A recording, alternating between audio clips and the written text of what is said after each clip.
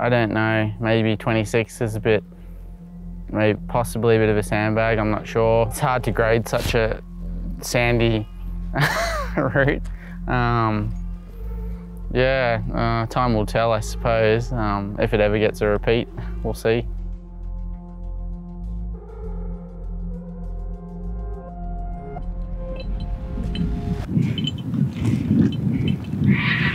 Ooh. Yeah. Yeah.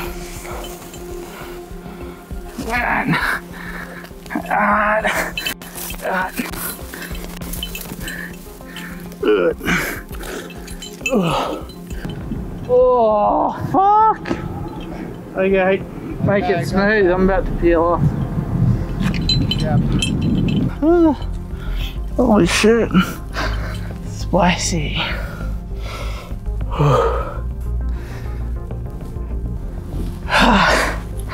I've done that bit, but then it's all just funky shit.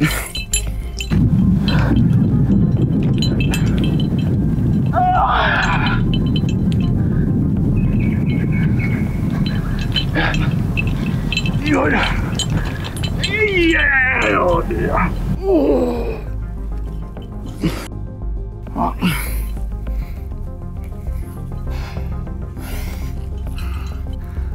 That's fucking shit.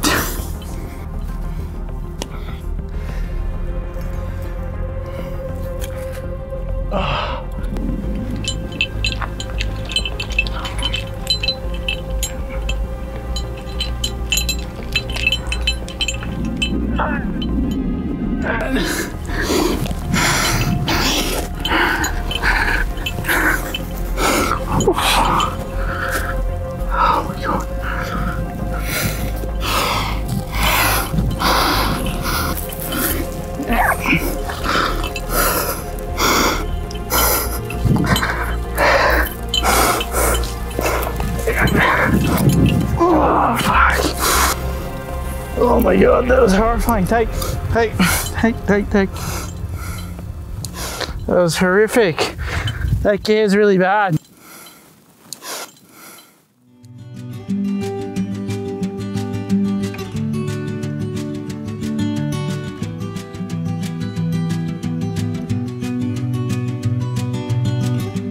What we know as the Blue Mountains is Gundungurra and Darragh land, and has been for tens of thousands of years.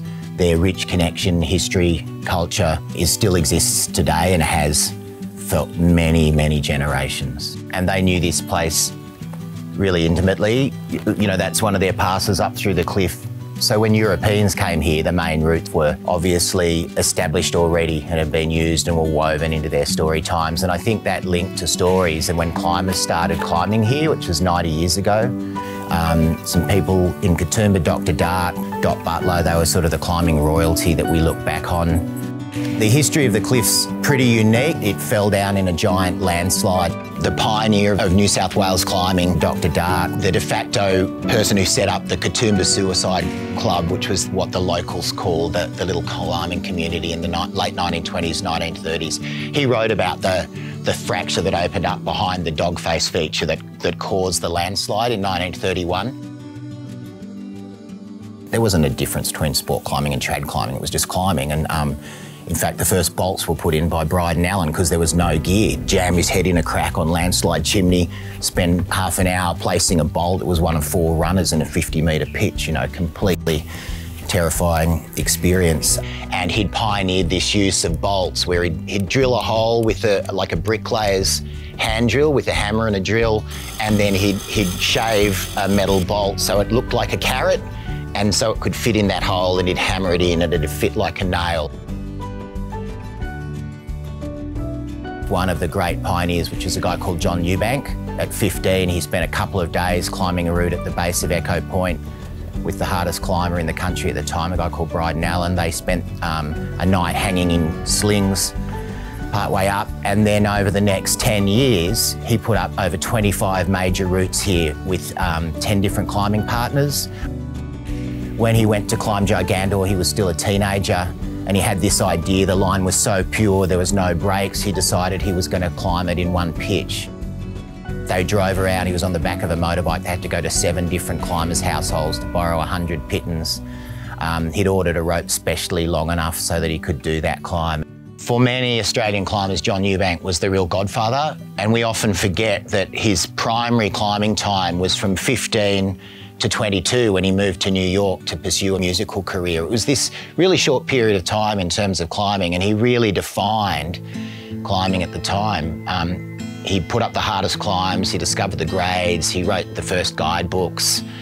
He had a vision and a desire for purity and excellence in the climbing world. He wanted rich and sometimes dark experiences. He was incredibly pig-headed and opinionated and wonderful and energetic and visionary.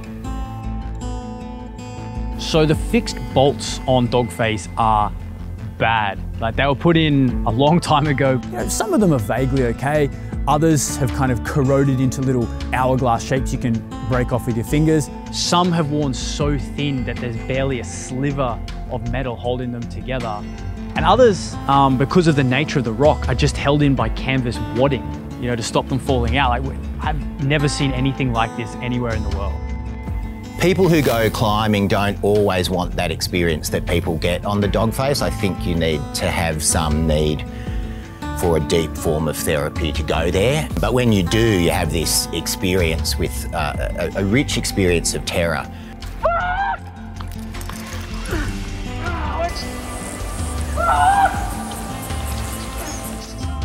And there's nothing quite like, you know, spending hours coming up a pitch and you get to a belay and it's 35 years old and it's rusted and encased in sort of bits of moss, and you're wondering, you know, what strength does this have? Can it hold my little backpack?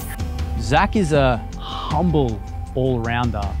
I mean, he's consistently climbed 33 on sport, he boulders like a beast, he's established the hardest trad climb that we have up here. He's climbed 513s free on El Capitan in Yosemite. He's climbed hard routes on Fitzroy in Patagonia in a single push. Where are you, Maddie?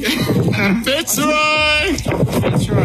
Coupe! What time is it? You know, it's 5:55. We've been climbing since 3 o'clock this morning. Yeah. 3 o'clock this morning on top of Fitzroy. It's pretty amazing. And we got a long line of that sailing. But it doesn't stop there, because Zac will go and he will look for the most disgusting, decaying, chossy, masochistic climbs he can find, just because it represents a challenge and a change of scenery. I think I freed it in 2005, but I think it was a bit of a process and took about, I think a year or so to actually free it. I pretty much did it ground up in the sense I didn't top rope anything. I would wrap into the wall to meet Macca, who was living at the base, but I scoped out the odd bit on the way in because, yeah, kind of abseiled down the line. But then when I went back, I just wanted to get familiar with it quickly without, taking a bunch of big whips and whatnot. And getting back on it, it felt hard. Yeah, I felt like I wasn't really used to climbing on Dogface. I forgot the skills required to climb on the wall. It's pretty unique. When you aid the route, you have to use everything you have just to do small increments. So you have to use a lot of bad gear. When you're free, you can kind of run it out and then put good bits in, and yeah. Still not great. I'm gonna put something below it because I'm scared. Leaving the belay on the start of the second pitch, it's not technically that hard. It's you've put in a bunch of really bad gear and there's potential to bomb, like rip the gear and land on the belay, so it's more of a loose crux. Oh, there's a puff.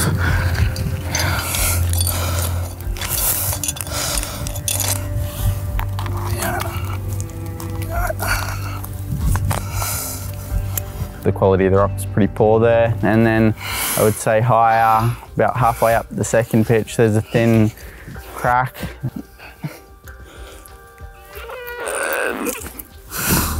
That leads into like a 2-finger pocket outright, and then you got to kind of go into some hand jams, and that's quite hard. Technically, it's probably the crux of the second pitch.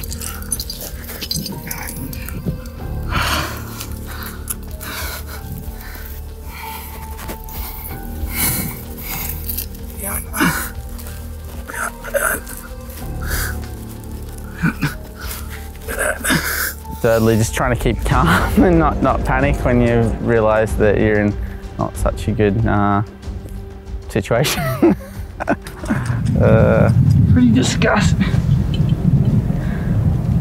It's all fucking quite rubbly up here. Yeah, fucking bells.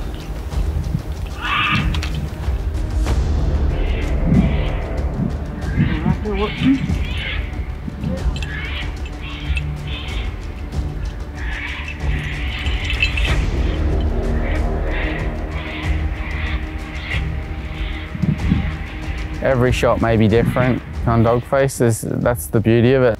There's no one sequence that's, you know, it might change. The sequence might change from week to week depending on the section of the route. It's, I don't know, it makes it kind of unique. Look, this whole block could disengage.